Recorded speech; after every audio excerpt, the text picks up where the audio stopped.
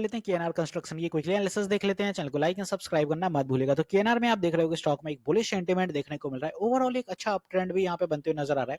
और केएनआर में जो सबसे अच्छी बात है कि यहाँ पे एक जो सपोर्ट बनते हुए नजर आ रहा था वीकली टाइम फ्रेम पे, वो काफी ज्यादा स्टेबलाइज हो गया। ये जोन अगर आप नोटिस करते हैं तो 3 कैंडल यहाँ बनी है, 3 से 4, और यहाँ पे स्ट्रॉन्ग सपोर्ट बने 200 के आसपास, 200 210 की रेंज पे स्ट्रॉन्ग सपोर्ट जो बिल्ट हुए, वहीं से मोमेंटम शिफ्ट होने लगा। ओवरऑल मार्केट का ट्रेंड भी अगर देखें तो बुलिश हो रहा है। डॉलर भी अपना कहीं ना कहीं अब वीक होते हुए नजर आ रहा है।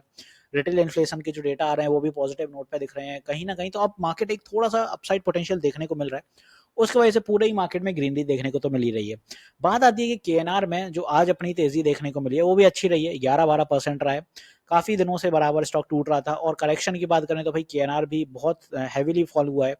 ऑलमोस्ट 50% करेक्ट हुआ है स्टॉक, अपने हाई से 216 से वहां से करके 205 आया है।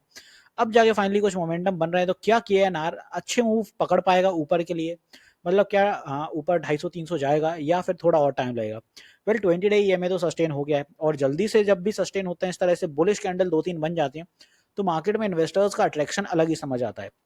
यहाँ पे अगर अपन इसके फिब के लेवल के अकॉर्डिंग यहाँ पे पहले आंकते हैं तो फिब के अकॉर्डिंग आप पाओगे कि केएनआर में अपने फिब के अकॉर्डिंग 0.2 के लेवल के करीब पहुंचने वाला है स्टॉक। मतलब 0.2 का लेवल और 0.5 सॉरी जो 50 डे ईएमए है वो आता है 256, और साइकोलॉजिकल लेवल है। तो बड़ी संभावना है कि 250 का लेवल अगर सस्टेन कर लेता है ये, तो फिर ट्रेंड रिवर्सल की तेजी ज्यादा रहेगी केएनआर में, क्योंकि इसके बाद फिर मोमेंटम जल्दी जल्दी मिलेंगे। और अपसाइड में फिर जो टारगेट जाएंगे 275 से 280 ये जोन रहेगा। देन इसके बाद जो अपना ऑफ फर्दर मूव रहेगा 295 300। और जोन के बाद जब निकलेगा, बिकॉज ये एक लूजिंग वेज थी, जो जोन था ये लूजिंग वेज है, और लूजिंग वेज के जोन के बाद जब बाहर निकलेगा स्टॉक तो डेफिनेटली यहाँ पे कुछ बड़े सेंटिमेंट अपन को देखने को मिलेंगे, जो कि यहाँ से एक ब्रेकआउट की संभावनाएं रहती हैं हर बार। और यहाँ पे एक अच्छा पैटर्न भी बनते हुए नजर आ रहा है लूजिंग वेज का। तो यहाँ पे जो भी ब्रेकआउट रहेगा 305 के बाद ही समझिएगा। बट एज ऑफ अगर उस हाई से अगर देखें तो डेफिनेटली 305 भी चल के ही जाएगा। ऐसा तो है नहीं कि 2 रातों में पहुंच जाएगा भाई कि कुछ अच्छा हो रहा है, ऐसे नहीं जाएगा। तो एक्यूमुलेशन का लेवल यही है।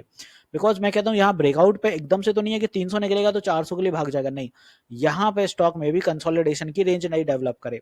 तो यहाँ पे अभी वो टाइम है जब स्टॉक को एक्यूमुलेट करिए, और ऊपर की दिशा में 300 के आसपास अगर आ रहा है, नहीं निकलता है तो यहाँ बुकिंग करिएगा, क्योंकि वापस से फिर ये 275 280 के आसपास फिर से ट्रैप होगा, वहां रिट्रेसमेंट बनेंगे, कंसोलिडेशन का फेज शुरू होगा। ओवरऑल यहाँ पे अगर आप देखें वीकली टाइम फ्रेम काफी करेक्टेड है, ओवरसोल्ड से ही बाउंस हुआ है। और यहाँ पे डेली वीकली दोनों ही अपने काफी वेल एक तरह से देखें तो स्टेबलाइज अब सपोर्ट बनते हुए नजर आए हैं, और यहाँ से मोमेंटम भी बन रहे हैं। 1 आवर टाइम फ्रेम हालांकि थोड़ा ओवरबॉट टेरिटरी में ट्रेल कर रहा है, बट यहाँ पे भी कुछ शॉर्ट टर्म सेलिंग रहेगी। जैसे कि स्टॉक 225 सपोर्ट ले लेता है तो बाउंस अच्छा करेगा, तो उस जोन पे कुछ एक्यूमुलेट करिए। और ऊपर के लिए अगर कोई भी मूव अपने लिए आएंगे तो 275 250 के इस जोन में कंसोलिडेशन फिर धीरे धीरे शुरू होने लगेगा। बड़ी तेजी आएगी 300 के बाद ही। तो वहां तक के लिए फिलहाल आप देख सकते हो, बिकॉज 300 में जाने में स्टॉक में अभी भी 25% की कमी है। तो 25% के अपसाइड टारगेट तो सिर्फ जोन में मिल जाएंगे, इसके बाद जब चलेगा तो बात की बात है। तो आई होप कि एनआर यहाँ पे आपको समझ आ गया है। ये सारे अपने रेजिस्टेंसेज हैं, और स्टॉक में जो स्ट्रॉन्ग सपोर्ट अपने रहने वाले हैं इमीडिएट, वो रहेंगे यहाँ पे 233 के आसपास और यहाँ पे 225। तो ये कुछ अपने स्ट्रॉन्ग सपोर्ट्स हैं। तो कुछ इस तरह से आप टाइम करिएगा। रिजल्ट की बात करें कि एनआर के, तो इस बार के सेल्स जो है 848 सीआर के रहे। लास्ट टाइम जो थे सेम क्वार्टर 996 थे। तो सेल्स में थोड़ा सा बीट डाउन हुआ है, बट एज इट इज इस बार के नेट प्रॉफिट अच्छे रहे। नेट प्रॉफिट इसलिए अच्छे रहे बिकॉज यहाँ पे एक्सपेंसेस में कमी देखने को मिली। लास्ट ईयर एक्सपेंसेस थोड़े बड़े थे, इस बार 593 रहे, लास्ट टाइम 770 थे। तो इसी वजह से नेट प्रॉफिट 248 सीआर का रहा, जो कि लास्ट टाइम 136 था।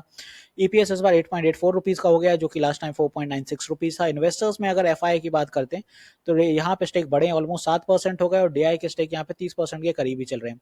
प्रमोटर्स इंटैक्ट देखने को मिल रहे हैं पिछले 3 क्वार्टर से। और एफआई में जो स्टेक है the master trust bank of Japan के आते हैं, और डीआई के जो स्टेक हैं वो एचडीएफसी, डीएसपी, इसके बाद SBI, ICI, LNT, Invesco, Kotak, even सारी जितनी अपनी यहाँ पे बैंकिंग सेक्टर की कंपनियां हैं वो सारी यहाँ पे दिख रही हैं।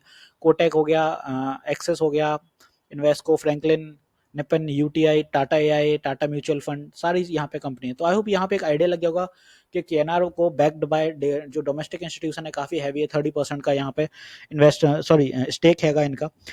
एक चीज और बता दूं, मैं लाइव सेशंस भी लेता हूँ मार्केट आवर में, सुबह 9:30 और शाम 9 बजे। तो आप अपनी क्वेरी क्लियर कर सकते हैं, लाइव सेशन मेंटेन कर सकते हैं। यूट्यूब पर स्ट्रीम होता है, फ्री ऑफ कॉस्ट होता है। तो मिलते हैं नेक्स्ट वीडियो में। This is me Shubham Yadav signing off.